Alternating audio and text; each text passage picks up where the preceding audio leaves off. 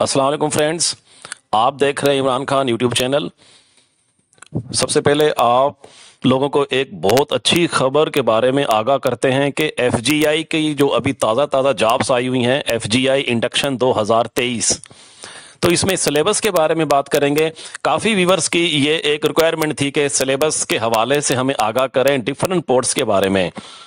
जो भी इंडक्शन में पोस्ट अनाउंसमेंट की गई हैं, आजकल उनकी एप्लीकेशनों की भी सबमिट होने की तारीख अभी बाकी है, जा रही है, और इसमें सिलेबस के हवाले से आप लोगों को आगाह करेंगे। सबसे पहले हम बताएंगे एलिमेंट्री स्कूल टीचर बीपीएस 14 के लिए कि इसके लिए जो क्वेश्चन पेपर बनेगा, महकमा जो बनाएगा, उसके हवाले से आप लोगों को थोड़ी सी डिटेल्स हम बताएंगे, डिस्कस करेंगे। इसका पैटर्न सिलेबस का कैसा होगा ईएसटी का, ईएसटी बीपीएस 14 के लिए। तो इसमें बताते हैं आपको इंग्लिश लैंग्वेज जो है, सबसे पहले वो 19% वेटेज शामिल किया गया है इंग्लिश लैंग्वेज का। तो इसमें 19% का वेटेज शामिल किया गया इंग्लिश लैंग्वेज में। उसके अलावा इस्लामियात, एथिक्स फॉर नॉन मुस्लिम्स, यानी कि जो कैंडिडेट्स नॉन मुस्लिम हैं उनके लिए एथिक्स, और जो मुस्लिम कैंडिडेट्स हैं उनके लिए इस्लामियात का यानी कि एक चैप्टर होगा, जो कि 7% इसका वेटेज शामिल किया गया है। इस्लामियात के अलावा उसके बाद जो है उर्दू का सिलेबस के बारे में बताएंगे हम। उर्दू 11% वेटेज इस्तेमाल किया गया है, 11% इंक्लूड है उर्दू फॉर ऑल कैंडिडेट्स के लिए। उर्दू के बाद सब्जेक्ट बेस्ड, यानी कि अगर जिसने बीए, एफएससी, एमएससी साइंसेस का बंदा है तो उसमें साइंस के क्वेश्चन होंगे। जो बंदा आर्ट्स ग्रुप का है तो उसके आर्ट्स ग्रुप का अलहदा ग्रुप्स बनेगा, जिसके यानी कि परसेंटेज होगी इसकी 28% वेटेज दिया गया है। थोड़ा सा आपको डिटेल बताएं कि साइंस ग्रुप में, यानी कि सिर्फ अगर किसी बच्चे ने बीएस केमिस्ट्री की हुई है तो उसको केमिस्ट्री, फिजिक्स, बायो और मैथमेटिक्स टाइप, कंप्यूटर साइंस, ये इसका यानी कि साइंस बेस में ये 3-4 सब्जेक्ट शामिल हो जाएंगे। तो आर्ट्स ग्रुप में अलहदा से इसी तरह ही वेटेज होगा 28% का ही। वो उर्दू वगैरह या जनरल आर्ट के जो भी सिलेबस के जो भी इसके जो सब्जेक्ट्स हैं, वो उसका एक मिक्सचर होगा बाकायदा। तो इस तरह से 28% सिलेबस है इसका सब्जेक्ट बेस्ड के ऊपर, साइंस ग्रुप या आर्ट्स ग्रुप। उसके अलावा चलें current affair, general knowledge, Pakistani studies वगैरह वगैरह, इसमें 13% सिलेबस इंक्लूड किया गया है। इनके बाद आईक्यू टेस्ट का एक छोटा सा पोर्शन है, आईक्यू टेस्ट का इंटेलिजेंस के टाइप क्वेश्चन जो होंगे, वो 5% सिलेबस शामिल किया गया है। अब आ जाएं आप प्रोफेशनल बैकग्राउंड। प्रोफेशनल बैकग्राउंड यानी कि जिसने सीटी किया हुआ है, जिसने बीएड किया हुआ है, बीएड की जो प्रोफेशनल जो क्वालिफिकेशन है बीएड टीचरों के बारे में, जो कि एजुकेशन के बारे में, क्लासरूम मैनेजमेंट के बारे में, टीचिंग टेक्निक्स के बारे में, वो कैसे पढ़ाया जाता है बच्चों को, उस टाइप के थोड़े से क्वेश्चन हैं ये प्रोफेशनल के। ये होगा 17% वेटेज दिया गया है। इस तरह से टोटल ईएसटी का जो सिलेबस है ये 100% हो चुका है। इस तरीके से आप लोग नाज़रीन की तैयारी कीजिएगा इंशाल्लाह ताला। ये जो आपको पैटर्न बताया गया है, ये सब के सब तैयारी करके 100% आपका पेपर इंशाल्लाह अच्छा हो जाएगा। और एक आपको बताएं कि ये टेस्ट बहुत जल्दी होगा और आप लोग इसकी तैयारी पकड़ लें।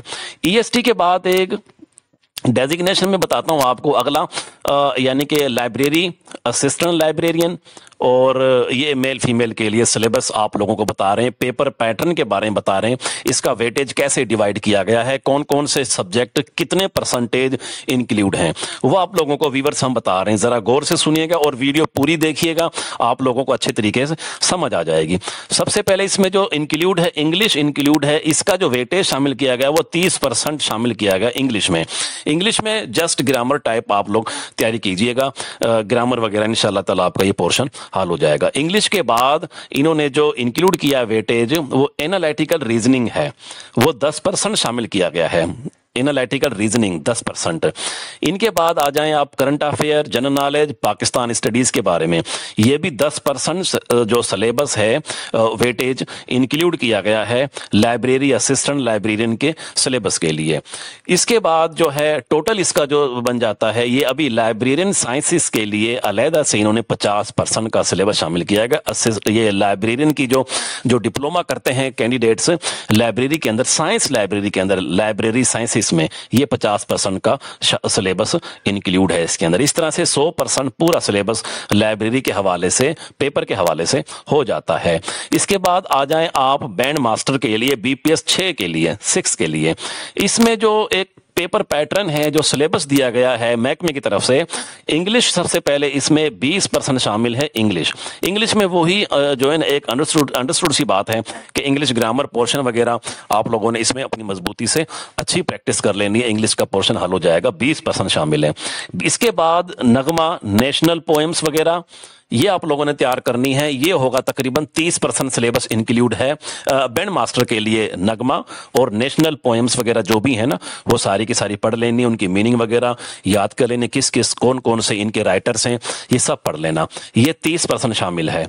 इसके बाद करंट अफेयर, जनरल नॉलेज और पाकिस्तान स्टडीज, ये भी 30% सिलेबस इंक्लूड है इस पोस्ट के लिए, यानी कि बैंड मास्टर के लिए, ये पेपर में शामिल है। इनके बाद जो म्यूजिक रिलेटेड क्वेश्चन है, म्यूजिक से जो रिलेटेड हैं, वो 20% सिलेबस में इंक्लूड किया गया है। इस पेपर का पैटर्न है ये। इस तरह से बैंड मास्टर का सिलेबस 100% पूरा हो जाता है, यानी कि ये हो गया पूरा का पूरा आपका।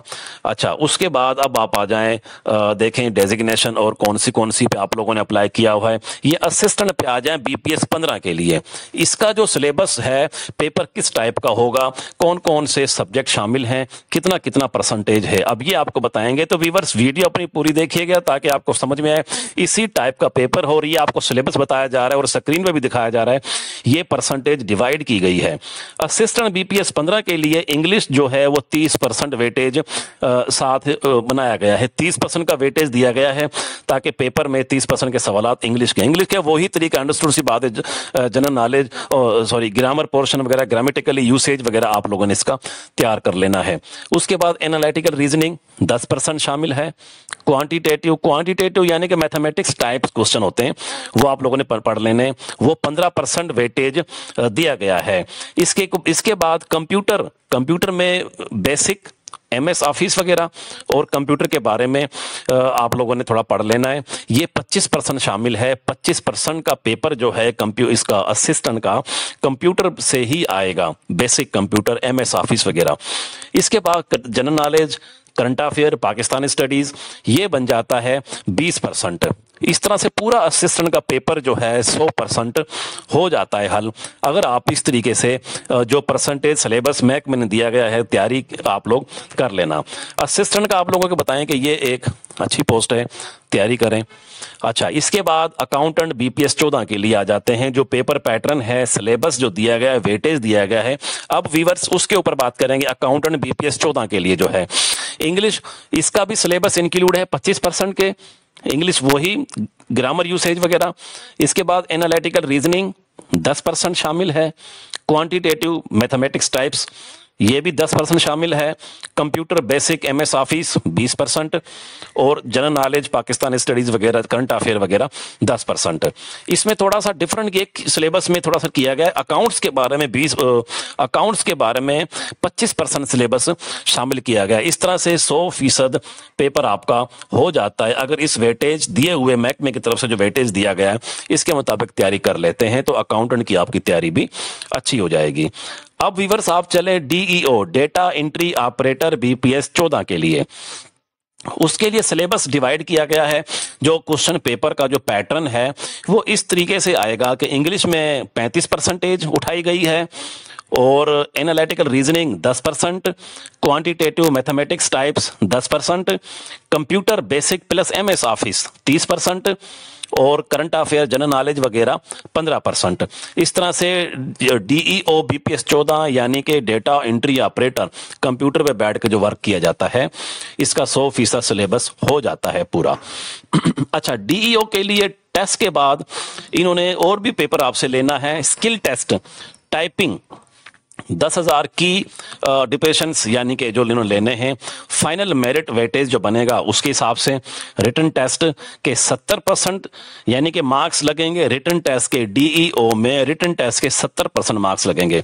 स्किल टेस्ट जो सा है वो 30% लगेगा। इस तरह से 100% आपका रिटन टेस्ट ये बनेगा DEO के लिए। जरा गौर से देखिएगा, 70% रिटन टेस्ट शामिल है। स्किल टेस्ट जो है वो 30% शामिल है, ये ज़हन में रखना। स्किल टेस्ट में आपको दोबारा बताता हूं कि टाइपिंग 10,000 की डिप्रेशंस के लिए 40 WPM और फाइनल मेरिट वेटेज पर बनेगा, और रिटन टेस्ट 70 और स्किल टेस्ट 30 हो गया।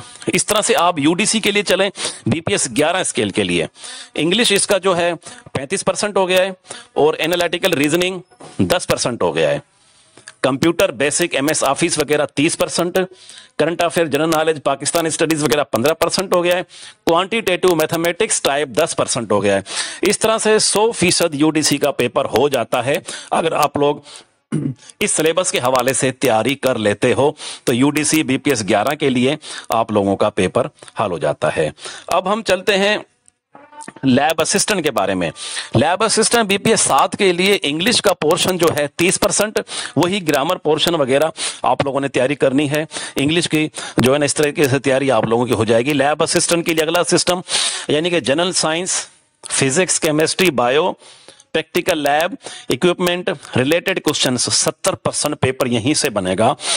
General science, physics, chemistry, bio, practical lab, equipment, related questions वगैरह वगैरह 70% ये हो चुका है। इंग्लिश का 30% लगा के 100% पेपर बन जाता है लैब असिस्टेंट का बीपीएस 7 के लिए। अच्छा, उसके बाद एलडीसी रहता है एक, एलडीसी बीपीएस 9 के लिए सिलेबस इंक्लूड है महकमे की तरफ से जो डिफाइन किया गया है। क्वेश्चन पेपर कैसे बनेगा उसके बारे में आप लोगों को आगाह करते हैं। इंग्लिश 35% सिलेबस इंक्लूड है, एनालिटिकल रीजनिंग 10% इंक्लूड है, क्वांटिटेटिव 10% इंक्लूड है, कंप्यूटर बेसिक और प्लस एमएस ऑफिस वगैरह 30% इंक्लूड है। इस तरह से current affair general knowledge Pakistan studies वगैरह वो 15% शामिल किया गया है। अब इस तरह से ये 100% का पेपर बन जाता है इसका एलडीसी का। एलडीसी का आप ज़हन में रखना कि स्किल टेस्ट भी आ रहा है, टाइपिंग टेस्ट यानी कि 30 WPM वर्ड्स का होना चाहिए। फाइनल मेरिट इसका वेटेज बनेगा। अच्छा, इसका रिटन टेस्ट 2 हिस्सों पे डिवाइड है, एलडीसी का और डेटा एंट्री ऑपरेटर का। रिटन टेस्ट 70% नंबर लगेंगे, बाकी स्किल टेस्ट जो है वो 30% लगेंगे। इस तरह से 100% का रिटन टेस्ट में आप लोगों का टेस्ट लिया जाएगा। तो नाज़रीन, आज के लिए इतना ही। अगर किसी को भी किसी वेटेज के बारे में, सिलेबस के बारे में, क्वेश्चन पेपर के बारे में कोई बात समझ में नहीं आ रही हो तो कमेंट्स बॉक्स में कीजिएगा सवालात, इंशाल्लाह ताला हम आपको उसको सवाल का जवाब देने की पूरी कोशिश करेंगे। अल्लाह हाफिज़।